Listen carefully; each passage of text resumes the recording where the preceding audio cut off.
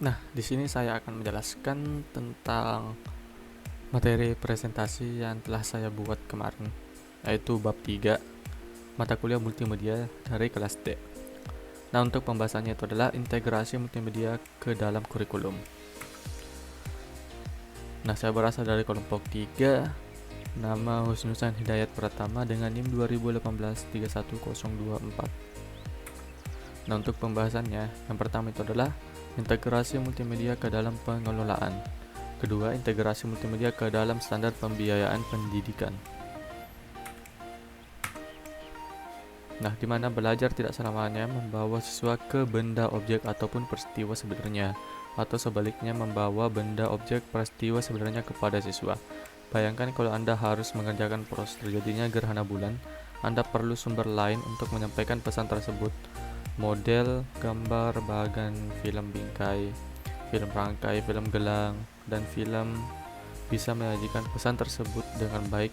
Begitulah mau tak mau sebagai guru atau instruktur suatu latihan ketika harus mengakui bahwa kita bukanlah satu-satunya sumber belajar. Nah, untuk standar pengelolaan, di mana keterampilan seorang pendidik dalam mengelola kelas menjadi sesuatu yang tidak dapat dihindari, karena dengan hal inilah pengajar yang lebih efektif akan dapat terwujud. Dengan hal ini juga sikap positif dalam diri peserta didik dapat dikembangkan. Sikap ini akan menghasilkan suasana kelas yang menarik perhatian dan menantang peserta didik untuk belajar. Nah, berkenaan dengan strategi pengembangan perangkat lunak atau program multimedia telah dikembangkan oleh Brooke A. di Universitas California Irvine dan bekerjasama dengan Universitas Jenewa. Nah, picture yang ada sebelah kanan ini adalah Alfred Brooke itu sendiri.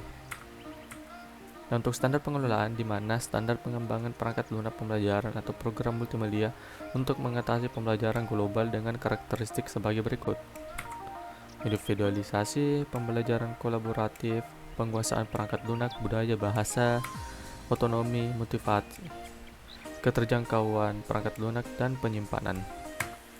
Nah, untuk standar pembiayaan, untuk merealisasikan sebuah pembelajaran yang berdasarkan pada pembelajaran berbasis multimedia, maka perlu memperhatikan berbagai faktor, misalnya sarana dan prasarana yang perlu dipertimbangkan atau apa dan bagaimana sumber daya manusianya.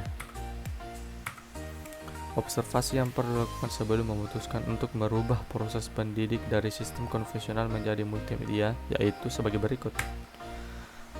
Berapakah biaya untuk mengkonvergensi pembelajaran dalam kelas menjadi format elektronik multimedia? Perlukah semua materi pembelajaran berubah ke dalam model multimedia? Bagaimana cara memeriksa efektivitas dari proses perubahan tersebut? Dan faktor manusia apa yang terlibat dalam penerimaan terhadap perubahan tersebut? Nah, sekian, dan ini adalah daftar pustaka yang saya gunakan untuk membuat materi presentasi ini. Dan sekian dan terima kasih.